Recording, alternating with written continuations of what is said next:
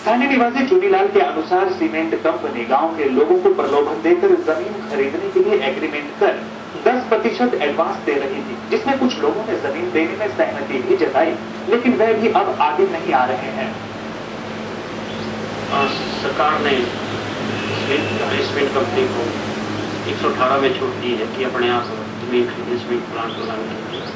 तो इन्होंने कुछ जमीन ली है लोगों को गुमराह करके कि लोगों को कई इन्होंने आश्वासन दिए कि हम आपको नौकरियां दिलाएंगे सीमेंट प्लांट में, उन बच्चों को ट्रेनिंग करवाएंगे। तो लोगों कुछ गुमराह हो गए और 334 बीघे की परमिशन मिली थी, उसमें इनको कोई 200-250 बीघे मिली है, बाकी इनको मिल नहीं रही। जिन लोगों ने एग्रीमेंट भी किए थे इनके साथ 10% भी लिया है, वो भी जगह देने के लिए तैयार नहीं है। कारण ये है कि आजकल सभी चीज़ों के रेट बढ़ रहे हैं। आज सब्जियों के रेट देख लो, आप दालों के रेट देख लो, जो एसेंशियल कमोडिटी है सब के रेट बढ़ गए, तो जमीनों के रेट नहीं बढ़े। और मोरओवर ये तो कोई इसमें कोई बुद्धिमत्ता नहीं, ना सरकार की बुद्धिमत्ता है, ना ही कंपनी वालों की बुद्धिमत्ता है कि इतने धनी आबादी में जो है सीमेंट प्लांट हो रहा है। गौरतलब है कि सीमेंट कंपनी को प्लांट के लिए कुल 930 बीघा जमीन की आवश्यकता है।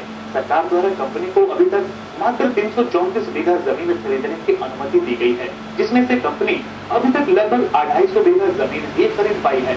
वहीं ग्रामीण अब इस बात पर अड़े हैं कि वह जमीन किसी कीमत पर नहीं देंगे। सीमेंट प्लांट के विरोध में अब सभी ग्रामीण लामबंद हो गए हैं और सुंदरनगर संघर्ष समिति, किसान विकास समिति और किसान कल्याण समिति द्वारा ज्वाइंट एक्शन कमेटी गठित कर ली गई है और एकजुट होकर सीमेंट प्लांट का विरोध किया जा रहा है। आरटीआई द्वारा जुटाई गई जानकारी के अनुसार बंदनी वाइल्ड लाइफ सेंचुरी में ऐसे प्राणी भी है जिन्हें शेड्यूल 1 में रखा गया है। विलुप्त हो रहे लियोपार्ड चीर फिसेंट भी यहाँ पाए जाते हैं।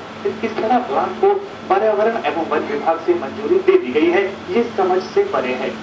तो वहीं इस प्लांट का विरोध कर रही स्थानीय समितियों द्वारा प्रदेश उच्च न्यायालय में याचिका दायर कर प्लांट को मंजूरी की चुनौती दी गई है। स्थानीय लोग सरकार से खासे नाराज हैं कि बनाला में सरकार ने लोगों की उपजाऊ भूमि छोड़कर दूसरी जगह पर पावर ग्रिड लगाने का निर्णय लिया, जबकि इस मामले में वोट लेने के बाद कोई भी नजर नहीं आया। ये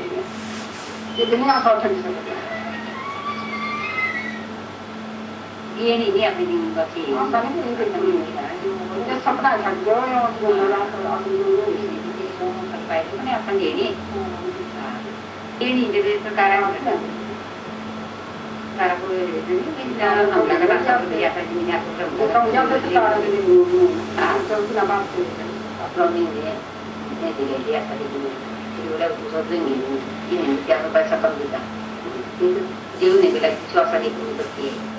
tidak siapa ni dia dia tu juga kena biasa ni lain tu itu jangan biasa तो सोचो तुम जगह या सोचे तुझे और जमीन ने इतने में नहीं है कभी इंडिया जाए जमीन में पड़ी ना ये सब 10 पैसे में सोच नहीं है असली फिर मंगा लिया तो जगह लिया जो रेट हमें ये सीमेंट फैक्ट्री वाले दे रहे हैं ना उस रेट से कहीं ज्यादा हमें खुद परचेज करके दे रहे हैं। काम करवाने का समय आता है ना तो लोग भी छाड़ जाते हैं, ये देखते हुए मतलब इन लोगों को कोई प्रॉब्लम है या इन लोगों को कोई समस्या है और इनके घर में कोई वाकई सच में जब समस्या होती है ना तब भी कोई गवर्नमेंट के साथ।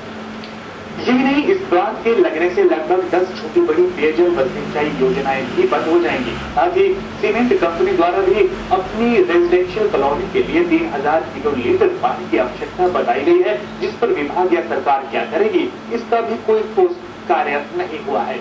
पूरी प्रक्रिया में लगभग 1200 के करीब भूमालिक परिवार प्रभावित होंगे, जिनमें से 200 के पास घर ही नहीं रहेगा। तो लगभग इतने ही लोग जमीन गंवा बैठेंगे और लगभग 130 परिवार ऐसे भी होंगे जिनके पास ना तो घर ही रहेगा और ना ही जमीन।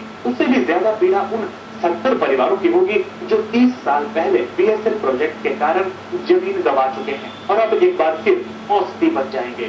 तो वहीं सीमेंट प्लांट बनाए जाने के दूसरे पहलू पर अगर नजर डालें तो पर्यावरण संरक्षण की बात करने वाली सरकार के मुखिया मानते हैं कि लोगों को नौकरियां उपलब्ध करवाने के लिए सीमेंट उद्योग लगाना आवश्यक है। मुख्यमंत्री प्रेम कुमार धूमल का कहना है कि सुंदरनगर में लोग सीमेंट प्लांट का विरोध तो कर रहे हैं, लेकिन उनका ये भी कहना है कि जो भी होगा जनहित में ही होगा। सीमेंट प्लांट को लेकर दूसरा पक्ष तो मुख्यमंत्री प्रेम कुमार धूमल ने रख दिया, लेकिन लैंड एक्विजिशन एक्ट के तहत सेक्शन 9 की नोटिफिकेशन के बाद विरोध कर रहे लोगों का हित कैसे होगा, ये आम लोगों की समझ से बाहर है। तो वहीं मुख्यमंत्री प्रेम कुमार धूमल ने वाइल्ड लाइफ सेंचुरी पर टिप्पणी करने पर इसे केंद्र का मुद्दा बताकर किनारा कर लिया। फ्लिपकार्ट की हम बात करना चाहेंगे, लोगों में काफी विरोध है और केवल 30% जमीन की ही कंपनी है वो एग्रीमेंट कर पाई है, लेकिन फिर भी प्रस्तावित है कि लगभग 13 जनवरी को फाउंडेशन स्टोन करने जा रहे हैं। क्या आप मानते हैं कि 70% लोग अभी तक इसके अगेंस्ट हैं, फिर भी ऐसी कंपनियों का? आपका आंकड़ा गलत है। 70% अगेंस्ट लोग, बहुत सारे लोग हमारे पास आए हैं जो चाहते हैं, क्योंकि सीमेंट का पर्यावरण का बचाना जितना हम सोच रहे हैं उससे ज्यादा कोई नहीं सोच रहे। इसमें पर्यावरण का संतुलन हमें रखना पड़ेगा, लेकिन लोगों को केवल पर्यावरण से लोगों का पेट नहीं भरता, उनको रोजी और रोटी भी चाहिए। डायरेक्ट इनडायरेक्ट जो एम्प्लॉयमेंट मिलता है उसकी बहुत आवश्यकता है और लोग चाहते हैं उनको इसके रोजगार मिले। 30% लोग विरोध करते हैं, 70% लोग तो पक्ष में आ रहे हैं कि लगना चाहिए, लेकिन कुछ भी जन हित के खिलाफ कुछ नहीं होगा। सर, इसमें अब वाइल्ड लाइफ सेंचुरी की बात आ रही है।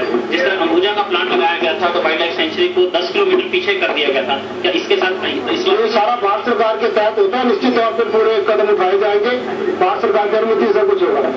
TV24 की इस विशेष रिपोर्ट के लिए मंडी से अंकुश सूद।